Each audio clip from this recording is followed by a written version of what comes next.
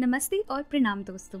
आज मैं आपको scam of love, love scam या लव ट्रैप क्या होता है और इसके जरिए कैसे 16 से 30 साल की हिंदू लड़कियों का religion conversion, sexual abuse, rape, murder जैसे ना जाने कितने प्रकार के अपराध हो रहे हैं, ये मैं आपको बताऊंगी। इसमें लव और इमोशन का ट्रैप बनाया जाता है और प्यार करने का एक ढोंग रचा जाता है। राष्ट्रीय जागरण के अनुसार भारत में हर साल 20,000 ऐसे केसेस आते हैं। इसमें सिर्फ 1% की रिपोर्ट दर्ज हो पाती है और इसमें फंस जाने वाली लड़कियों की लाइफ नर्क से भी बदतर बन जाती है।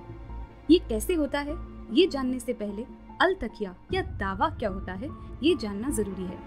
अल तकिया या दावा मुस्लिम धर्म में एक कॉन्सेप्ट है जिसमें एक मुस्लिम को नॉन मुस्लिम से झूठ बोलना एवं झूठा दिखावा करना या उससे मुस्लिम धर्म में कन्वर्ट करना होता है और ऐसा करने पर उन्हें उनके ईश्वर की तरफ से एक इनाम मिलता है। आइए जानते हैं ये कैसे होता है। इसमें मुस्लिम लड़के हिंदू लड़कियों को अप्रोच करते हैं और उनको अपने प्यार में फंसाने की कोशिश करते हैं। इन लड़कियों को महंगे गिफ्ट देकर अच्छी अच्छी मीठी बातें करके उनका ट्रस्ट जीतते हैं। ये आपसे शुरुआत में बहुत लिबरल तरीके से बिहेव करते हैं और आपके साथ हिंदू फेस्टिवल भी सेलिब्रेट करते हैं। साथ ही हिंदू धर्म की रिस्पेक्ट करने का झूठा ढोंग भी करते हैं और फिर आप इनके प्यार में फंसकर अंधी हो जाती हैं। ज्यादातर ये आपको शादी का प्रॉमिस भी करते हैं कि आप शादी के बाद अपना धर्म मानना और वो अपना, बट यही तो इनका ट्रैप है। जब ये लड़कियां शादी कर लेती हैं तो अधिकतर केसेस में कुछ समय साथ में बिताने के बाद वे अपने परिवार वाले के साथ मिलकर वो उनको मुस्लिम धर्म अपनाने के लिए फोर्स करते हैं और साथ ही किसी भी तरीके से हिंदू धर्म प्रैक्टिस करने से रोकते हैं।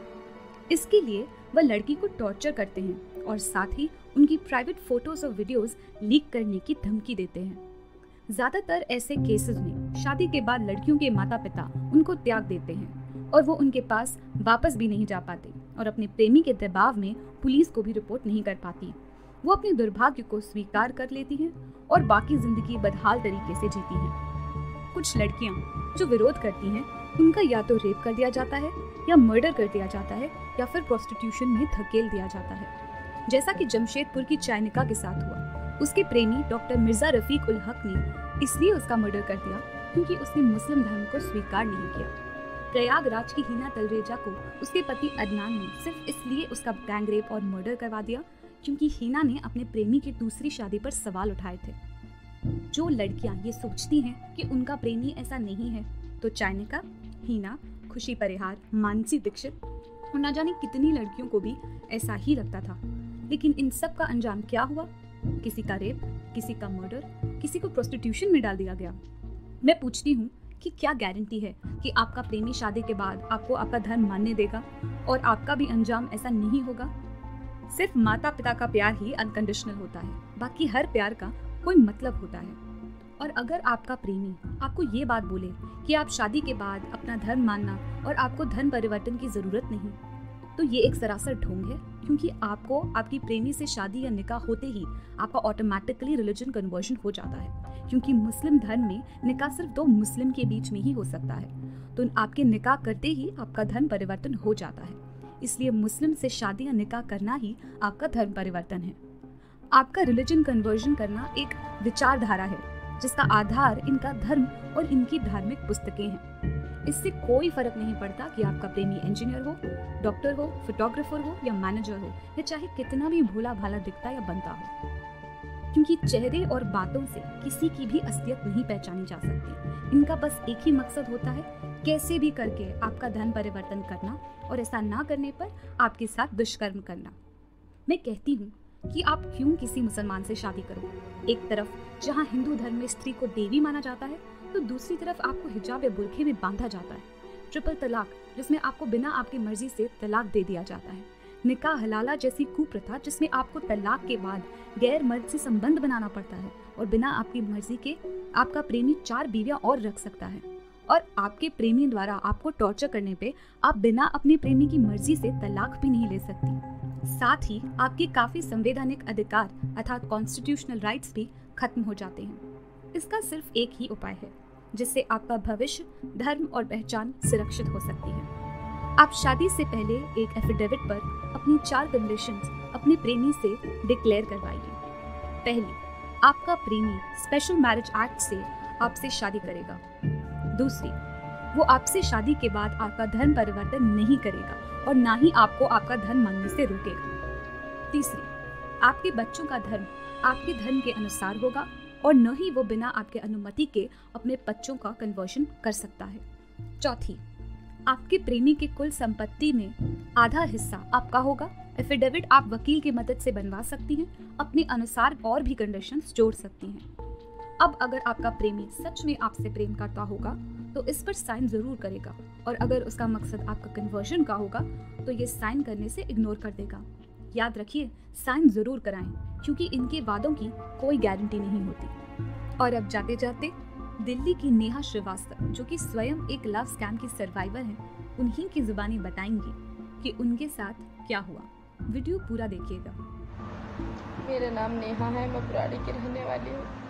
2 साल पहले नफीस खान नाम के आदमी से मेरी शादी हुई थी, जो कि उसने अपने प्यार के जाल में फंसा करके मुझसे शादी की। शादी से पहले तो वो यूँ बोलता था कि तू अपने धर्म मत बदलियो, तुझे पूजा पाठ करनी है तो करियो, मुझे कोई एतराज नहीं। शादी होने के 1.5 महीने बाद से उसने मुझको दबाव बनाना स्टार्ट कर दिया कि नमाज पढ़, रोजा रख। मैंने इस चीज़ पे एतराज किया तो उसने मुझे मारा पीटा भी, और ज़बरदस्ती मुझे मांस खिलाता था भैंस का। और उस दौरान में जब मैं प्रेग्नेंट हुई तो उसने मेरे बच्चे का लिंग परीक्षण भी करवाया था।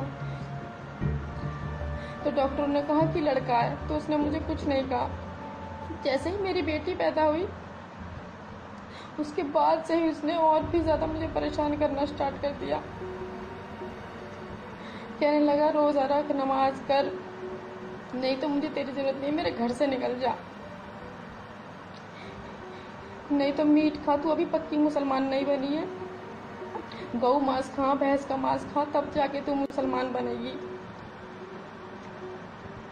इस बातों पे हमारी लड़ाई होती रही, मुझे मारता रहा, पीटता रहा। अब जाके अब और भी इतना अत्याचार कर दिया उसने मुझ पे, अब तो बंदूक दिखा के डराने लगा।